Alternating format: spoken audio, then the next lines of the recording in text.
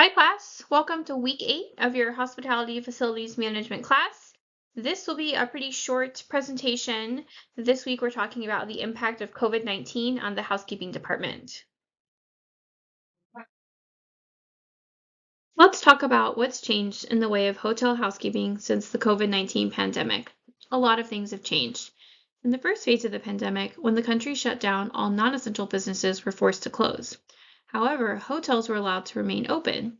At the same time, many hotels were forced to close their doors temporarily due to the dramatic rate of cancellation in the public sphere of leaving their homes.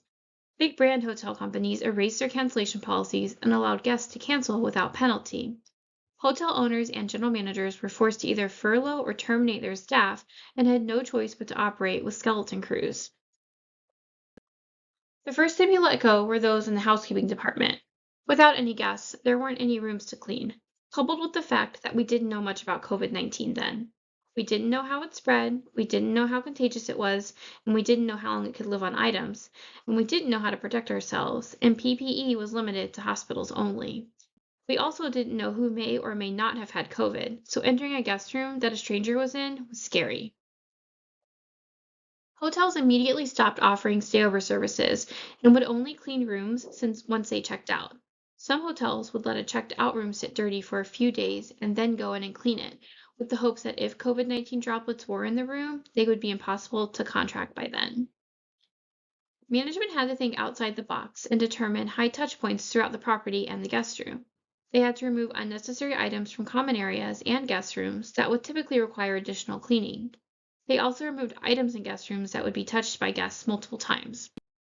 For example, if a hotel offered room service, the room service menu was removed, and instead, the guest was directed to access the room service menu by using a QR code and opening the menu on their cell phone.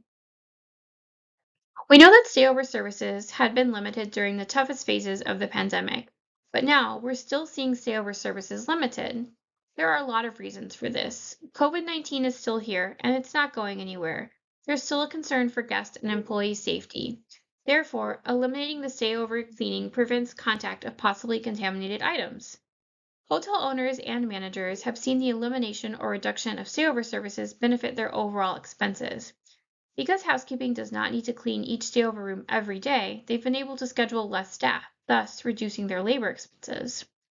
The heightened cleanliness trend is here to stay, and while the pandemic seems to be in our rearview mirror, humans have been trained to spot the dirt and unsafe conditions because the pandemic and the initial fear of becoming ill conditioned us to pay attention to every detail.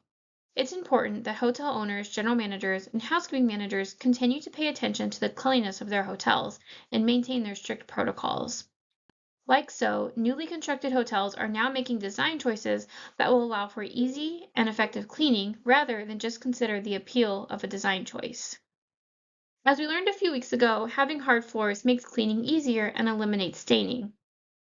Hard floors are easier to disinfect in a guest room and in public spaces, as opposed to carpet that would require shampooing to fully disinfect.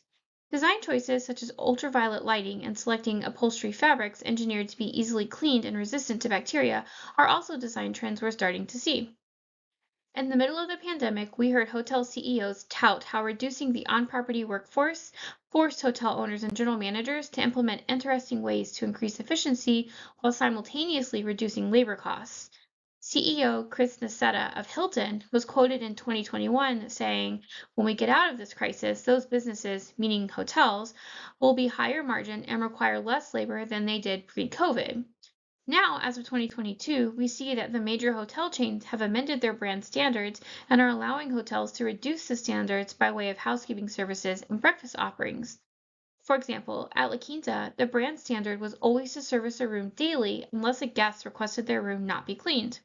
In 2022, the brand standard changed, and now the hotel is allowed to service the room every 2 days, unless the guest asks for service daily, so it's an opt-in, you have to ask for it. While the reduction to operating costs may seem like a positive outcome for hotel operators and their franchisees, labor unions and workers have raised concern about the reduction of available jobs in the hotel industry.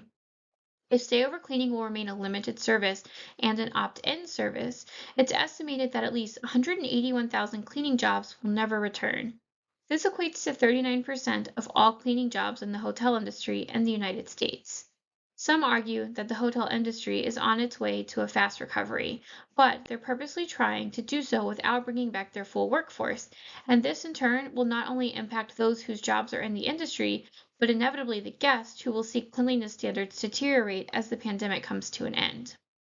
At the same time, hotel owners and managers are blaming the generous unemployment benefits initially allowed when the pandemic began and the extension of those employment benefits as a reason for a reduced workforce. Cleaning positions tend to make minimum wage. Unemployment benefits and stimulus payments attached to unemployment payments meant that minimum wage workers were making more money on unemployment than when they had to go to work. Rather than return to work, they preferred to stay on unemployment once the benefit period ended. Now that unemployment benefits have ended, there is still a workforce shortage. Inflation has caused the workforce to demand higher wages to make ends meet. Rightfully so, wages are based on what the economy demands. If one hotel won't pay their housekeepers a living wage, the hotel down the street will. In turn, hotels have had to increase their rack rates on top of labor expenses increasing, so has the overall cost to supply and operate a hotel. The pandemic has also changed the way the laundry room operates. The CDC has provided guidance on increasing water temperatures to ensure that pathogens are eliminated. Some properties have adopted the practice of bagging dirty linens while in the guest room, so they're less at risk of coming into contact with a pathogen, specifically coronavirus. Hotels are investing in towel folders or sheet ironers to replace the need to have staff. Not only does this reduce the wage expense, but it also eliminates the need to find quality staff during this multi-year staffing shortage our country is experiencing. Laundry rooms in smaller new construction hotels are being placed near the front desk so that the front desk agents and night auditors can help with laundry in between downtime. The laundry rooms are being designed with noise reduction in mind so as not to impact a guest stay. Investing in equipment with new technology to auto start washers before the first shift begins is another way hotels are changing their laundry operations. This way, a load can start before the laundry attendant comes in. Upon the start of their shift, they can move the finish wash to the dryer. Once the dryer is done, another attendant will start their shift and partner with the morning attendant to work through the day. While capital costs are necessary, new equipment is available with advanced features such as overdrive prevention, spray rinse, and ultra-high G-force extraction. All drive faster cycle times, which increases the output and lowers labor costs. These features all save on utilities costs, providing water savings, and are friendlier to the environment.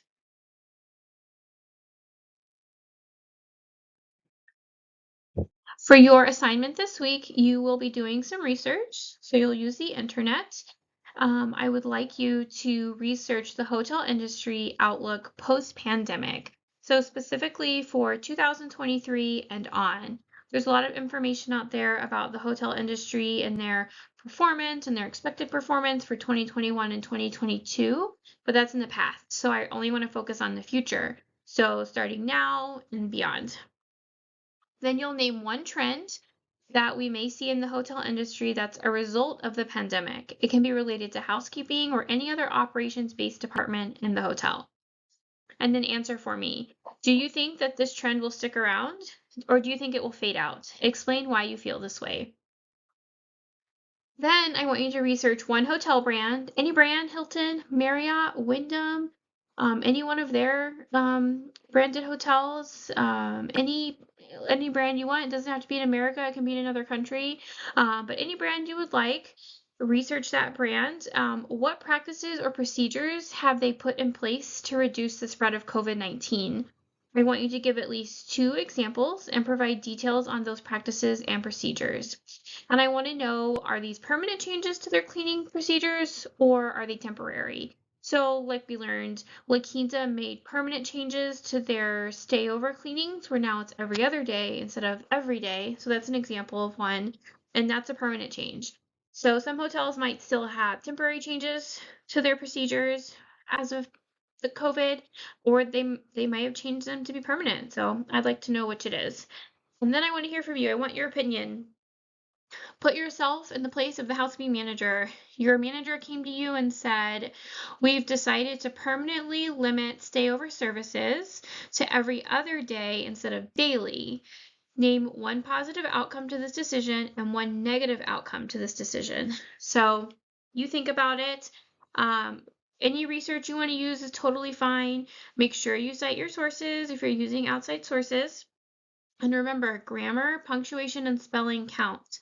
So read your work out loud before you submit it. Make sure it flows. Pretend like I am a potential employer and you're handing me your resume and I'm going to read it out loud to the entire company. Make sure that your words flow, that it makes sense, and that you got your punctuation and grammar there.